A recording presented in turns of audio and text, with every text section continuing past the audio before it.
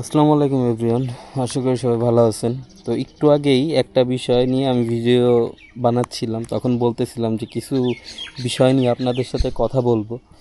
তো বলতে বলতে আমি এক জায়গায় এসে একটু সুন্দর জায়গা দেখার পরে আর কি বসলাম রেস্ট নেওয়ার জন্য। তো রেস্ট নিতে বসা যখন ফেসবুকটা অন করছি তখনই একটা জিনিস আর কি চোখে পড়লো, সেটা হচ্ছে দেখাই আপনাদেরকে। এই যে একটা মানুষ, নাম হচ্ছে কুল রাইডার। তার নাম বা তার চেহারা সুরত নিয়ে আমার কোনো প্রবলেম নাই, সত্যি কথা ভাই। এই যে দেখেন, আচ্ছা তাকে কেন দেখাচ্ছি দেখেন, তার একটা বাইক আছে, লন সঞ্জীবী না কি জানি না।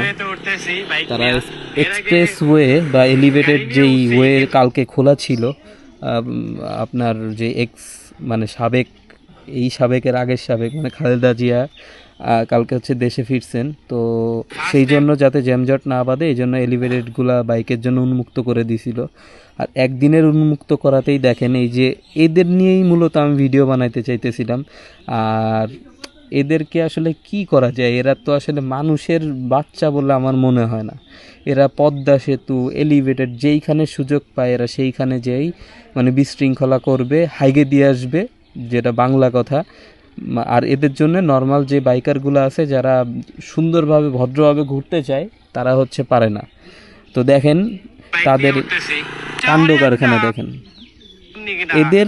আমার মনে হয় মানে এরা দান আপনাকে দেখায়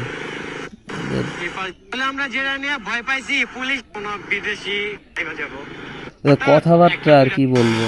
এই যে দেখেন, এখানে লিমিট হচ্ছে গিয়ে আপনার 80, ওরা কর্নারিং করতেছে 85। অনেকে কিন্তু জানে না আসলে মোটরসাইকেল উঠতে দেয় কি দেয় না, কিন্তু রাস্তার মধ্যে কোনো মোটরসাইকেল নাই। এক্সস্ট তো আছেই, ওটা কোনো ব্যাপার না, ওটা লাগাইছে লাগাক।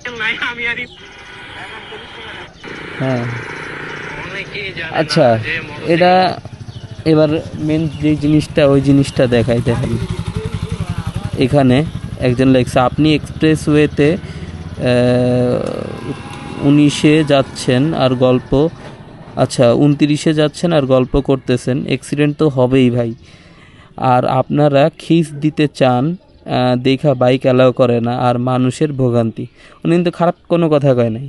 আপনি ওইখানে আপনি গল্প করতে করতে যাচ্ছেন, আল্লাহ না করে, মানে ওটা একটা ব্যস্ততম রাস্তা, হ্যাঁ ওইখানে স্পিড লিমিট 80, আপনি গল্প করতে করতে যাচ্ছেন।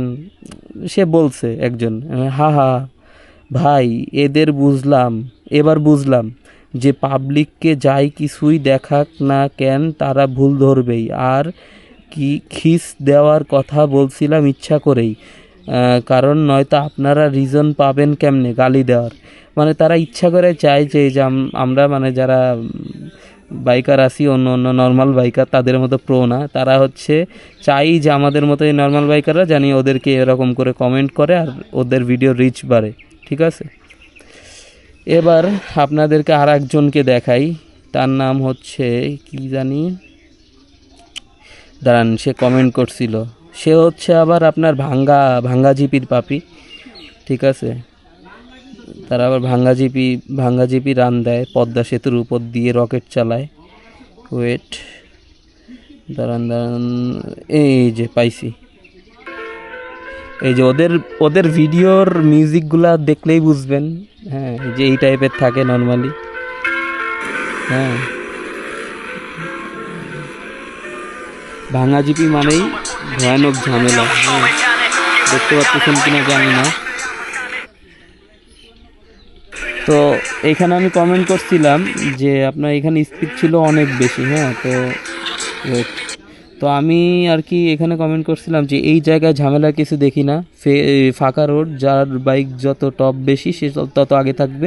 আর একটা রিকোয়েস্ট করি ভাই, আপনাদের পদ্মা সেতুর উপরে ঝামেলা করতে যায়েন না, তাইলে আমি নিজে ওই ক্লিপ নিয়ে মামলা করে দিব, বা মানে আইনি একটা জটিলতা করব, বা ভয় দেখানোর জন্য এরকমটা বলছিলাম যাতে ওরা না করে।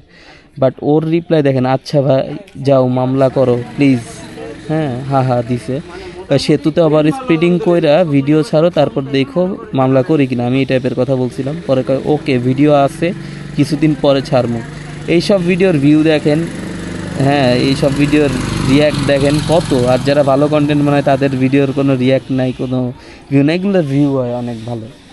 তো আমার কথা হচ্ছে এদের কোনো ভয় নেই, কারণ এরা মানুষের বাচ্চা না, এরা হলো অমানুষ। অমানুষের কোনো আসলে ভয়টাই থাকে না, ঠিক আছে? এরা কাউকে ভয় পায় না, এদের প্রচুর পরিমাণে পাওয়ার থাকে। সো এদের ভয় পাওয়ার তো কোনো কারণই দেখতেছি না। ভয় হচ্ছে সব আমাদের। এটা পদ্মাতে যায় টানাটানি করবে পদ্মা সেতুর উপরে, পরে আবার বাইকটা বন্ধ করে দিবে, দেন হচ্ছে আবার আমাদের কষ্ট করে ওই যে পিক আপে করে 1,000 টাকা দিয়ে বাইক পারাপার করতে হবে, যাদের নর্মালি ওই পারে যাওয়ার দরকার পড়বে তাদের আর কি। তো এই হচ্ছে কথা, এখনও সময় আছে, এদেরকে প্রতিহত করতে হবে। কিভাবে প্রতিহত করবেন? রিপোর্ট মারবেন, যা খুশি তাই করবেন, বাট এদের এইসব যদি চ্যানেল উড়াই না দেন তাহলে কিন্তু এরা এই ভিডিও ছাড়বে, কিছু ছাপড়ি পোলাপান আছে, এদের মতো মা বাপ নাই, ঠিক আছে, ভাই বোন নাই, ওই বাসায় দেখা গেছে কামলা টামলা দিয়ে একটা বাইক কিনছে, আর নাইলে হইলো আপনার টিয়া করে ওই যে কি বলে জানি ওটারে, ওই বাপ মার সাথে ঝগড়া টগড়া করে মনে করেন একটা বাইক কিনছে, এখন ওটা নিয়ে হইতেছে তাফালিং শুরু করে দেয়, আর পরে হইতেছে মরা যায়। কিন্তু মরার আগে হইতেছে যে সাধারণ জনগণের হইতেছে আপনার সমস্যাগুলা বানায় দেওয়া যায়। সো ওদের জন্য দেখা যাবে পদ্মা সেতুটা তো সব কিছু অফ হয়ে যাবে। তো তার আগে হইতেছে কোনো একটা কিছু করতে হবে। এই জন্য আমি আগের দিন 333-তে কল দিয়ে একজনের নাম্বার নিছি, আপনার যে রোড মিনিস্ট্রি না কি জানি, আমি ভুলে গেছি, ওনার সাথে কথাও বলছি। উনি বলছে একটা লিখিত রিপোর্ট দেওয়ার জন্য, ওইটা দিব 2-1 মধ্যেই।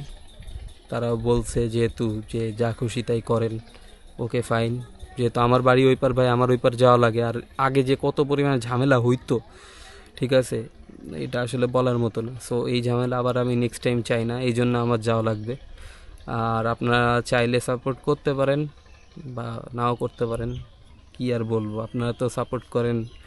অবশ্য আমার ভিডিও যারা দেখে তারা আমার মনে হয় না যে ওই টাইপের মানে মানসিকতা তাদের, যে তারা ওদেরকে সাপোর্ট করবে।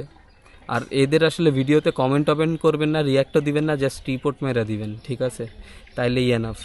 তো থাকেন, এই ছিল ভিডিও। আর এটা শেয়ার দিয়ে সবাইকে জানাই দিয়েন।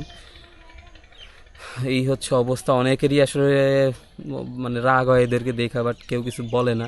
আমি চাইতেছি স্টেপ নিতে, আমাকে প্লিজ আপনারা সবাই সাপোর্ট করেন। ওকে, আল্লাহ হাফেজ, থাকেন, বাই।